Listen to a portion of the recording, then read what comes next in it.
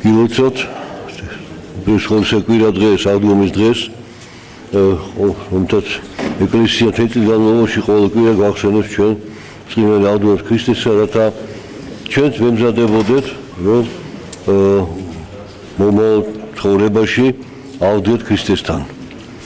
როგორც უფალმა თქვა, რომ საკუთარ აღდგომა იქნება, ავდება ყოველი, მაგრამ საკუთარ აღდგომა ასე იქნება საკუთარ სამჟავრო და იქ ვინც არ დაიმკვიდრებს, ფერი გამოჩნდება ღვთის სამართალით. ამიტომ ამ ქვეყანაზე არის ბრძოლა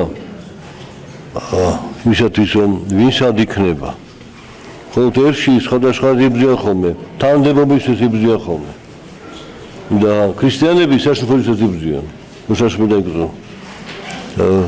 რა ხარისხი შეხვალ იქ გონიერი ავაჟაკის ხარისხი შეხვალ თუ გონიერი მეზვერის სახით შეხვალ, ხო, ორივე ცხონდა. მაგრამ უფალმა დაამტკიცა, როგორც მოციქული პავლე ამბობს, ეკლესიაში პირველად მოციქულებიო, მერე წინასწარმეტყველნიო, მერე მოძღვარნიო და მერე სხვადასხვა ნიჭი დაჯილდოება ადამიანები, მაგრამ ყველა ერთი რწმენით ქრისტეს რწმენით არიან. რამე თუ ქრისტეს შესახებ წინასწარმეტყველება ძველი აღთქმის ეკლესიაში იყო და მოლოდინიც იყო მესისა და ქრისტესი.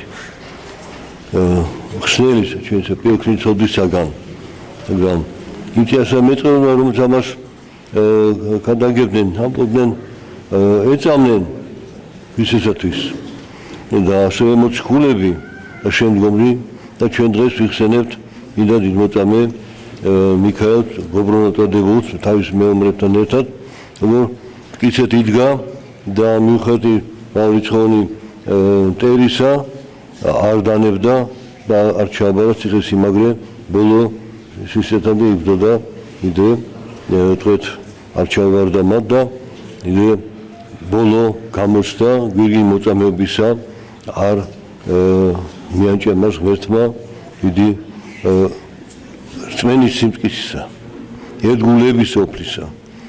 მისათვის ჩვენ მივახცევთ ამ სიმტკიცეს და მოიპოვოთ ეს ერთგულება ოფლისა, მოციქული ამბობს, რომ შეიმოსეთო ჯაჭვი ჭეშმარიტებისა და შეიწყეთ სარტყელი სიმართლისა. აი, ამას გეუბნებო, როგორ უნდა აღვიჭუროთ ჩვენ. ხო? სხვაგან ფსალმოში გახსოვთ ვედრება გული წმინდა დავავდე ჩემთან ერთად, სულ წელი არ მიახევ გამსა ჩემსა. ეს არის ის ჯაჭვი და ის სარტყელი წფელი გული, წმინდა გული და მაგის მოპოვება ყველაზე რთული ამ ქვეყანაზე. და თუ ცოდი დაცემულ ბუნება ყველა ადამიანს აქვს და გარშემო მრავალი სასწორია. ახლობლებისგან იქნება, თანამემამულისგან იქნება, უცხოტომელთან იქნება. რატო? რომ მართალი ადამიანის ცხოვრებით იმხილება ცოდვა სხვა ადამიანებში. და თავის ცოდვად აღიარება ამ პატარაზე არ უნდა. ამიტომ ყველა ამხილებას არა სიტყვით ამხილებელი, არამედ თავის საქმეებით. რომ შენ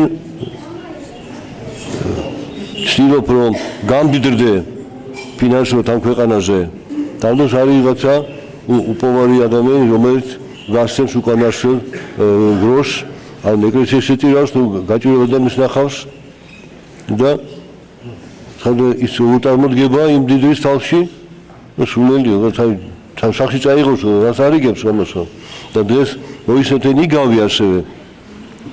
ერთი მდიდარი იყო და დიდი ყანა ჰქონდა და დიდი მოსავლია იყო და ის მოსავალი იმდა დიდი იყო, რომ მის ბეღელში ვეღარ ეტეოდაო. რა ვქნა ახლა? უფალმა ისე დაურიგე რა. შენ აქამდე ბეღელი სასწრაფო ჰქონდა, ხო ყოფნიდა. ეხლა რა დაგჭირ, დაურიგე ხებს. ხო არაფერი გაგდება შენ. არა. დავარღვა ამ ბეღელსო, დიდი ჩავაშენებ. რომ დაეტიასო და მე ჩემს ვეთყი დაისვენე. ნუ ამ შედეგი და დასკვნა ამ იგავისა იცით, რომ უფალმა უთხრა ამაღა მოიღებს შენ სულს და ვის დარჩება ეს ყველაფერი. ასეა ხშირად ამ ცხოვრებაში. იუნჯებენ ამ ქვეყანაზე. ეს ქვეყანა უნდა დატოვოს.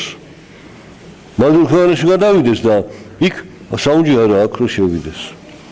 და ისწორედ დიდი სიმხნევე, სიმტკიცე, რწმენით, სიყვარულით, უფლის მიმართ სიყვარულით. და მისი ქმნილების ადამიანის მიმართ სიყვარულით.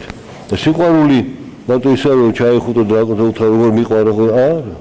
სიყვარული რომ ხედავდე მის გაჭირებას თუ განსასწრებს, თუ მწუხარებას და გვერდში დაუდგე.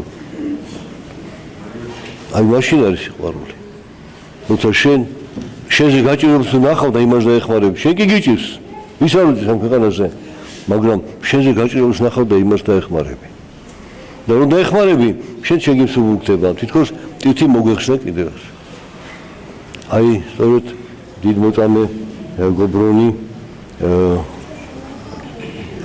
შერტყმული იყო ამ სარტყლით სიმართლისა და ჯაჭვით ჭეშმარიტებისა და ჩაფხუტი სარწმუნოებისა ჰქონდაო. აი ესე პავლე მოციქული ამ მეომრის აღჭურვილობას სულიერად გვაწევს, რომ ჩაფხუტი, ანუ მუზარადი რწმენისა, ჭეშმარიტ რწმენისა. რატო? იმიტომ რომ გონებაში თუ მტკიცედ არ არის სარწმუნოება შენში, მარტო გული არ არის საკმარისი. იმიტომ რომ სასტური ამ სოფლისა მოდის, იმიტომ რომ ეჭი შეიტანო შენ რწმენაში. თუ ეს მოხდა, მაშინ უკვე შენი აზრები საწავა ამ სოფლისკენ წამოვა. ამიტომ უნდა დაიცოთ ეს რიგში ჭეშმარიტი რწმენა შენს გონებაში. მაგრამ რო დაიცვა, როგორ დაიცავ? თუ გამოცდილი არ ახარ საწმუნო ცხოვრებით, მარხვითა და ლოცვითა, უფალი ამბობს, მარხვითა და ლოცვით განიდევნება სასტური ამას სოფლისა.